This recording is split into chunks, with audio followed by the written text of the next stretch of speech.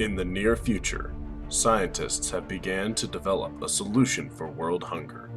Unfortunately, an experiment goes terribly wrong. An organic biomass has begun to spread and consume the world. Having thrust the world into chaos, a single scientist stands to change the fate of mankind. Will they allow the world to be consumed, or will they work to stop the biomass and save the world? Introducing Famine.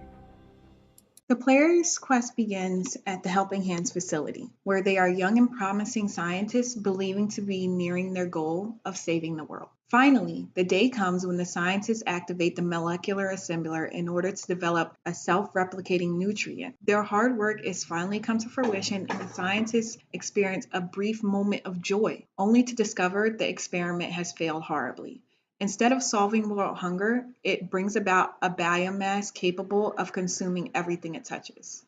In the chaos that ensues after the outbreak, our clever young scientist takes notice of the biomass struggling to consume everything with an electronic field. They are also able to observe the average growth rate and develop a time frame of about 48 hours before the whole world is consumed. And so the race against time begins. The player is armed with three things: a state-of-the-art biomass inhibitor optical suit or biosuit, a newly developed prototype, the terrestrial anomaly stun electronic repeller or taser, and most importantly, time. Time will be the player's most valuable asset and greatest challenger. Our goal is to provide the player with the most realistic experience possible. That's why we decided to set this third-person action-adventure RPG in the modern-day United States and begin by giving the player the chance to customize their scientist. This will allow the player to have an investment in both the character and the world around them, immediately making them feel more attached to them. The design aspects will be simple, merely allowing the player to adjust features such as name, gender, skin tone, hairstyle, hair color, and eye color. This will give the player a chance to immediately feel as though they are part of a unique story. From the heavens to the earth, it's the player's goal to save all from the biomass.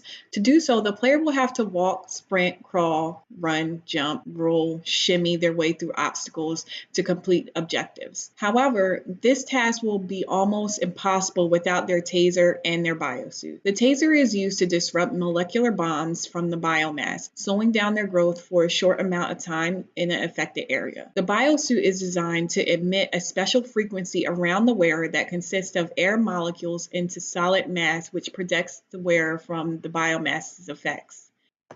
Unfortunately, these tools run on a strict amount of power that will run out after a certain amount of use for the taser or time for the biosuit. Any kind of electric device with power can charge these tools for a small bit, but the player will need to seek out greater sources of powers like generators or substations to fulfill their needs. The player will be able to select any zone that has not been consumed by the biomass in order to complete its own objectives. Every location will have a navigation puzzle that the player must figure out in order to traverse through the area. For instance, a power plant may need to be activated or overloaded in order to manipulate the biomass growth rate or to recharge the gear. While out on missions, the player will also have the choice to save people in need or leave them and save themselves. The player's choices will ultimately have a direct effect on the game. This is evident in the world around them. The art style of the world outside the biomass is very bright and colorful to imbue a sense of hopefulness and beauty to the player. The sky will be filled with pale, warm colors at dawn and dusk. The daytime sky will have the always majestic sun and clouds resembling a skillful stroke of a paintbrush, reflecting the sun gliding above as if it's unaware of the troubles below. While the night sky will have a plethora of twilight stars and the ever-famous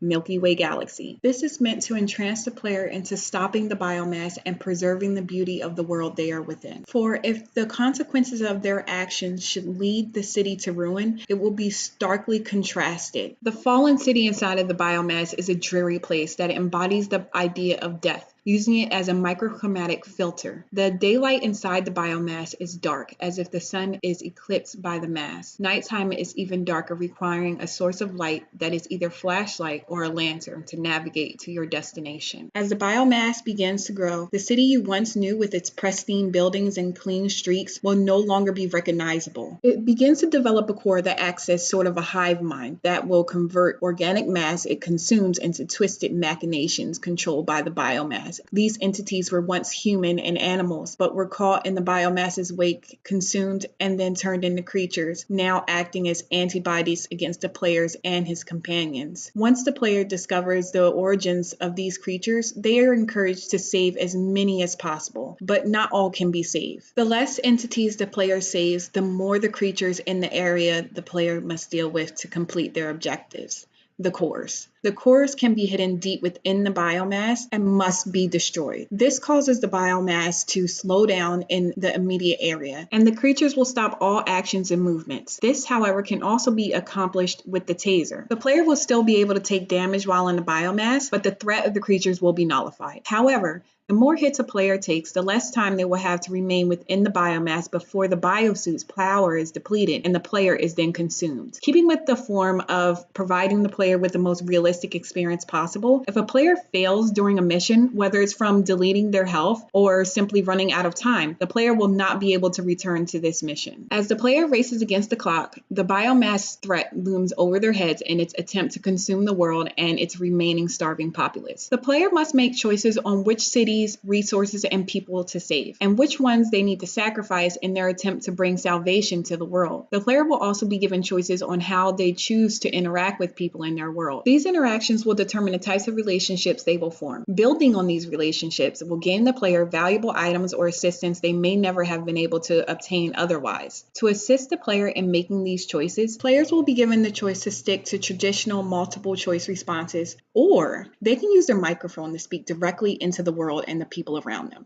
Using speech recognition and natural language processing technology, we have developed a system that will push the boundaries of what's possible with voice and advanced conversational NPCs. The NPCs will be able to pick up on keywords and phrases that will determine what the player is saying to them. From compliments to insults, from negligence to flirtations, the NPCs will be able to use the user's tone of voice to determine the relationship status. This feature will be available during interactions while out on missions and in the Helping Hands Hub. The Helping Hands facility is an old fallout shelter converted into a residential area, marketplace, and research center. Here the player will be able to interact in depth with all the people that he or she has saved. This is where most of the relationship building takes place. When the player first arrives, aside from the research center, the facility will be empty, but the player will receive their own room. This is where they can save their game, decorate it with items they found out in the field, and customize their character on the fly. The research center is where the player goes to charge the taser, the biosuit, and unlock quests to upgrade the tools. As the player saves more people, the Helping Hands facility will begin to grow. People will begin to ask certain things of the player. Completing these requests can enable shops to open where players can purchase things like food, clothing, and furnishings. There's even a barbershop.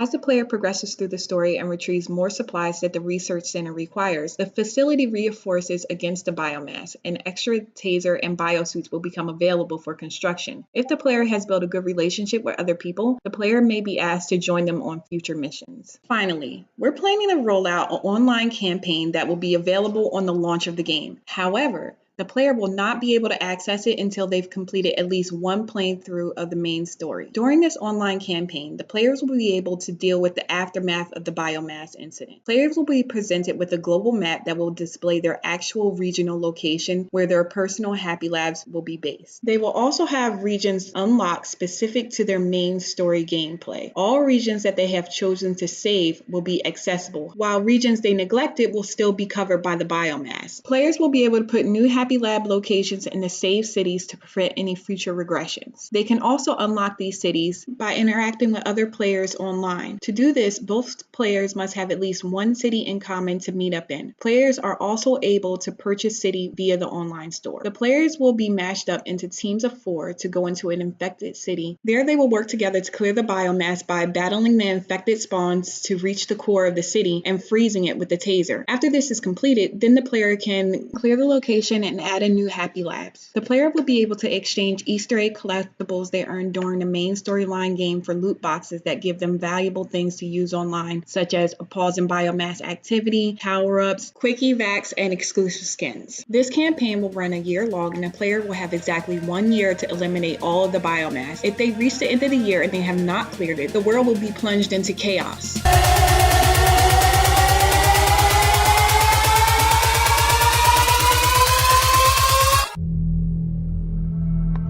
Hello? Is anybody out there? It's the end of the world. Are you busy? Will you save us?